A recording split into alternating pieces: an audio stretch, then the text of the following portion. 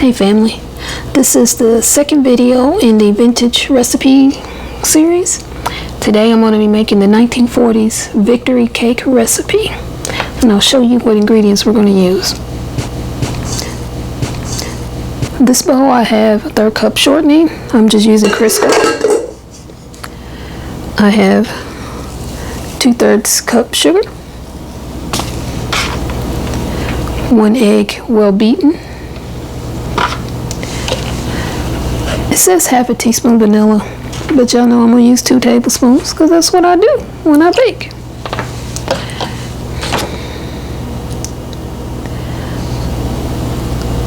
Third cup light corn syrup, and I'm using Karo, K-A-R-O. That's what my mom always used. That's what I'm used to. And in this bowl are our dry ingredients. We have 2 cups cake flour and swans down, 2½ teaspoons baking powder, and it's specifically called for royal baking powder. I don't have that. I don't even know if they still make that. I have Clabber Girl and 1/4 teaspoon salt.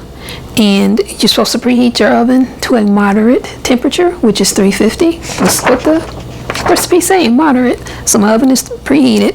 And with your dry ingredients, you need to sift them together. So I did sift them. And with your dry ingredients, you need to sift them together. So I did sift them. Love this thing. So that's how I sift it. So we start out creaming the shortening.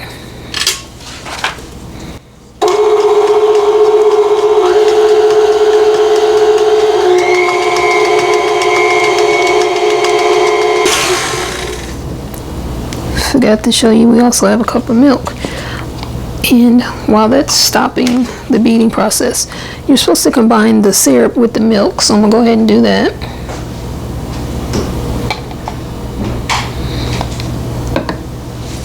And once we've creamed the shortening, it says to cream it well, we add the sugar in slowly.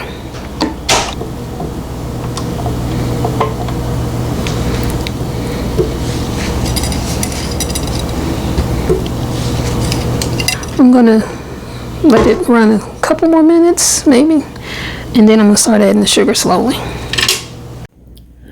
At the close of 1940, President Franklin Delano Roosevelt addressed the American people, outlining the vastly important role he believed they would play in the ongoing global conflict. Although the U.S. had not yet entered World War II, Pearl Harbor was still nearly a year away. Roosevelt emphasized the nation's responsibility to become the great arsenal of democracy, supplying both materials and morale to its allies. So the term arsenal of democracy, originally coined by French economist Jean Monnet, resonated strongly with Roosevelt, who adopted it to highlight the vital contributions of the American home front. This concept became deeply ingrained in the American psyche during the war, symbolizing the collective effort of citizens to support the war through their work and sacrifices at home. One way this effort manifested was in the kitchen. Cookbooks from the era, now featured in exhibitions like the Arsenal of Democracy at the National World War II Museum, were written with wartime rationing in mind. They offered guidance on how homemakers could prepare nutritious meals while conserving essential supplies. That was a challenge that led to the creation of recipes like the victory cake. We're supposed to beat the sugar in well, so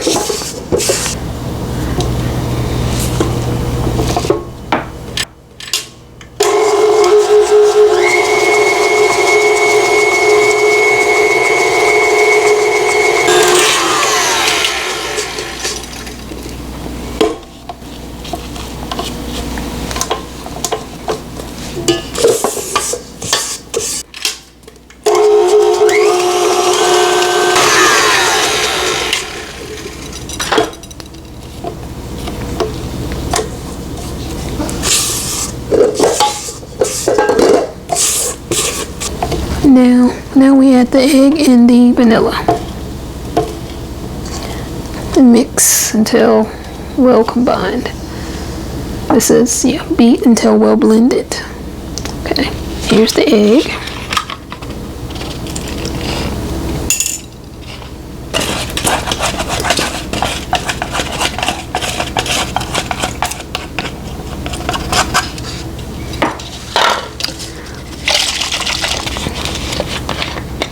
And again, the original recipe says half a teaspoon vanilla.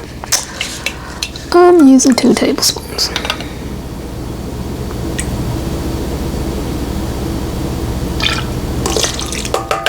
Whenever I bake, at a minimum, I use 2 tablespoons of vanilla.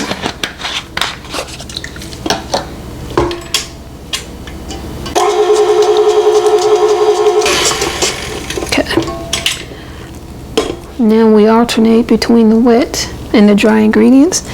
It doesn't say to start with and to end with the dry, but that's what I'm going to do because that's been the proven method. So there's a little bit of the dry.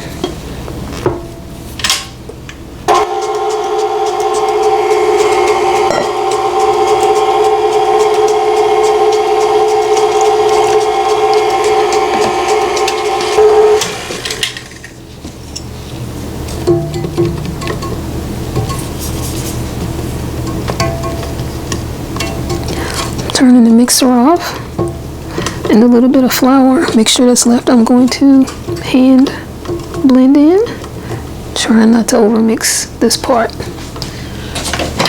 Let me unplug it. It also says to bake this in an 8x8x2 pan, square pan, which I have, but I got a new Nordic ware bundt pan. Y'all know I gotta try it. So that's what I'm gonna bake it in.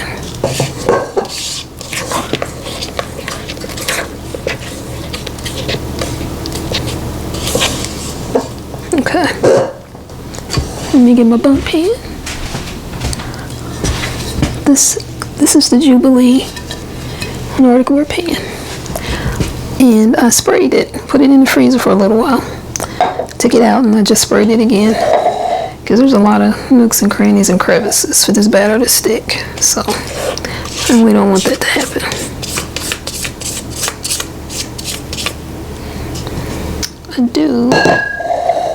I wanted to taste the batter because I'm curious what this tastes like.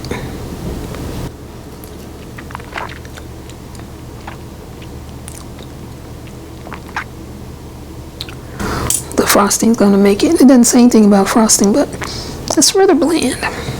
So I'm definitely gonna put some frosting on it.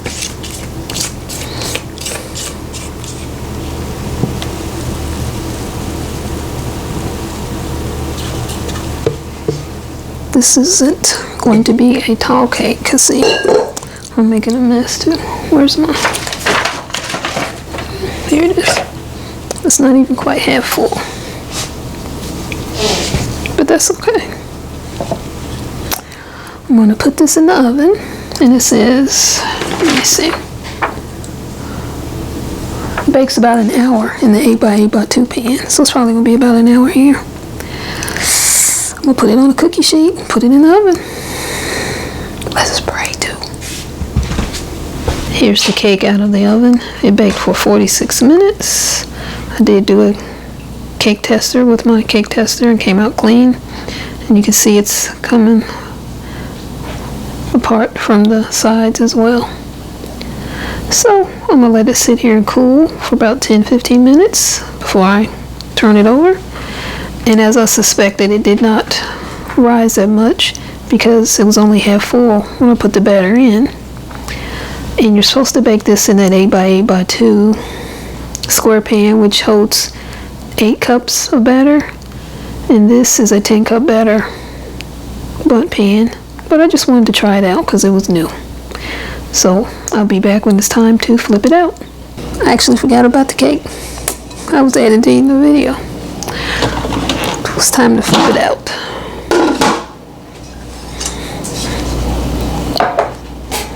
Get this stuff out of the way.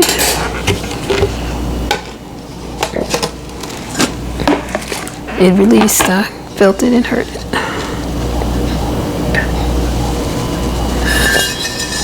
And it did not fall while it was cooling. Oh, I know you guys like to see the pan after it's baked. Not that bad at all.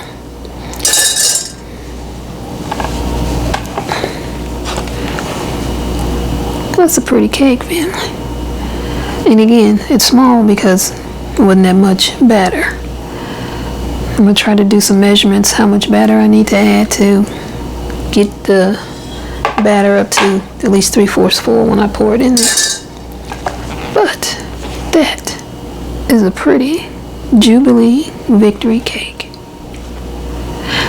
Now I'm gonna let it cool for at least an hour, and I'll figure out what kind of frosting I want to put on there, icing.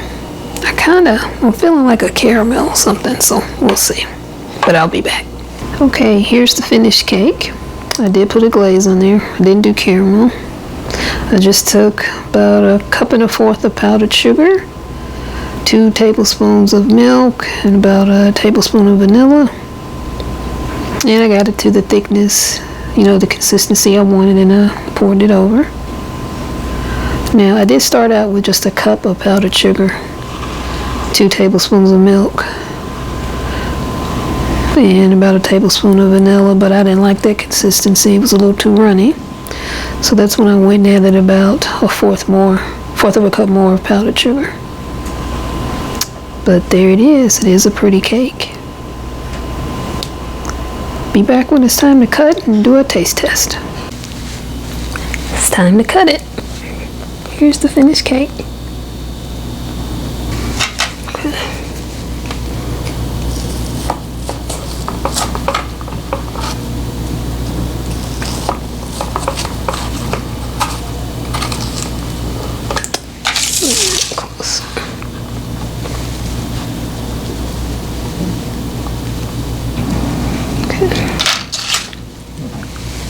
Here's the cake.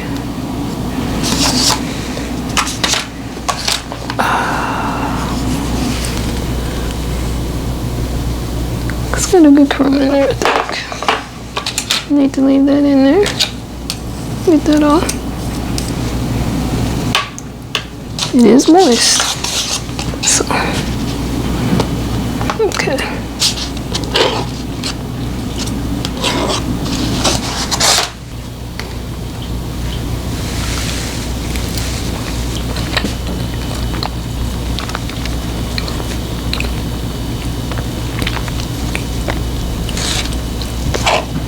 Tastes better than I thought it would.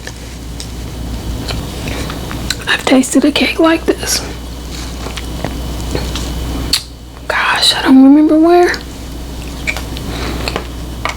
or when, but I've tasted this before.